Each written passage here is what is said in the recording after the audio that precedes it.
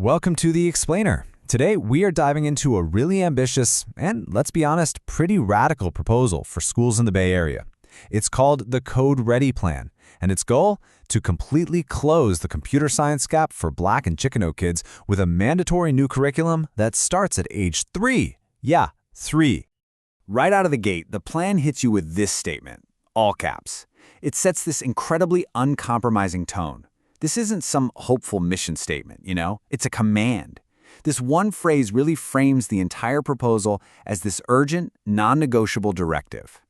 So what's the big crisis that needs such an extreme solution? Well, it all boils down to this number, just 1%. According to the document, that's how many of the students who took the AP computer science test in California were Black. The plan basically holds up this single, shocking statistic as the entire reason for its existence. Okay, so to really get what they're trying to do, we have to first understand the problem as they see it. The plan paints this picture of a deep, persistent digital divide when it comes to computer science, right in the heart of one of the world's biggest tech hubs. The document argues this isn't about a student's potential or their ability. It's about a fundamental lack of access.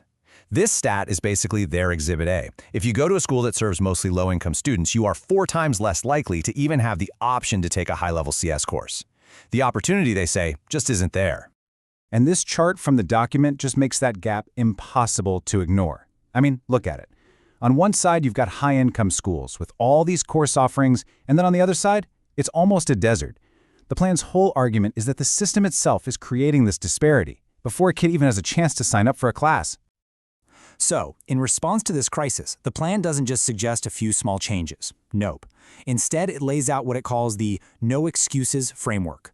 This is the absolute core of the proposal, and like the name says, it's designed to just steamroll any reason for not getting it done. The definition here is so specific and so demanding.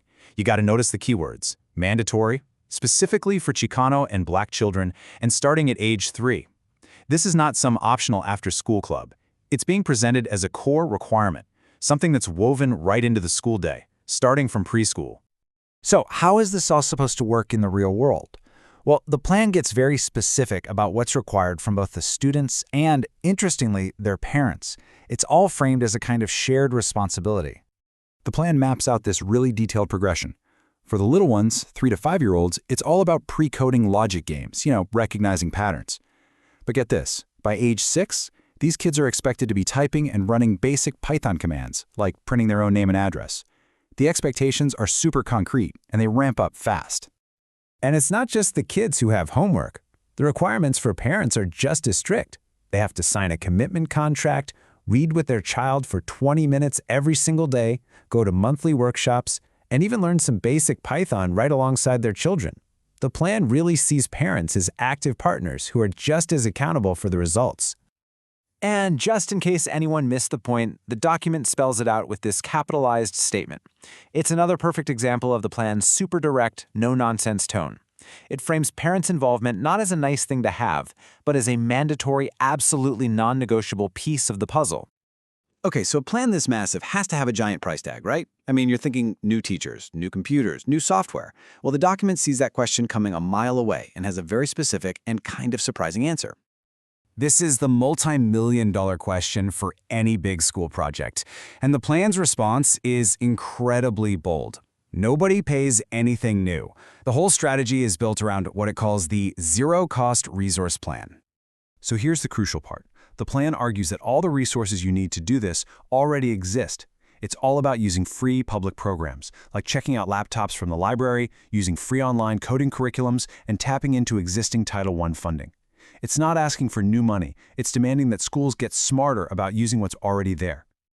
Okay, finally, let's look at the teeth of this proposal.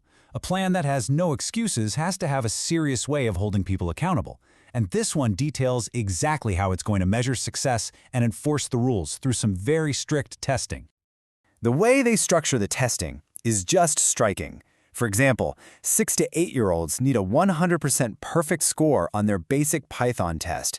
No errors allowed. Not one. For math, they need an 80% to pass. The standards are incredibly high and totally unforgiving. This sentence basically sums up the plan's entire philosophy when it comes to assessment. There's just no room for interpretation here. It completely rejects the idea of social promotion. A student either meets the standard and moves on, or they don't, and they get extra help until they do. It is a very hard line in the sand. And they're not giving school districts any time to drag their feet, either. The implementation timeline is incredibly aggressive. Within just 1 month, districts have to adopt the policy. By month 3, the pre-coding curriculum has to be up and running. The whole program is expected to be fully implemented and sending back data within just 12 months. And what happens if a school district doesn't meet these deadlines? Well, the consequences are severe. The plan calls for public shaming by reporting who isn't complying, a loss of funding flexibility, and, as a last resort, mandatory state intervention. The message is crystal clear. Doing this is not optional. So when you step back and look at the whole thing, what you have is a plan that is prescriptive, it's rigid, and it's incredibly demanding. It's a radical, top-down solution for a problem that has been around for decades.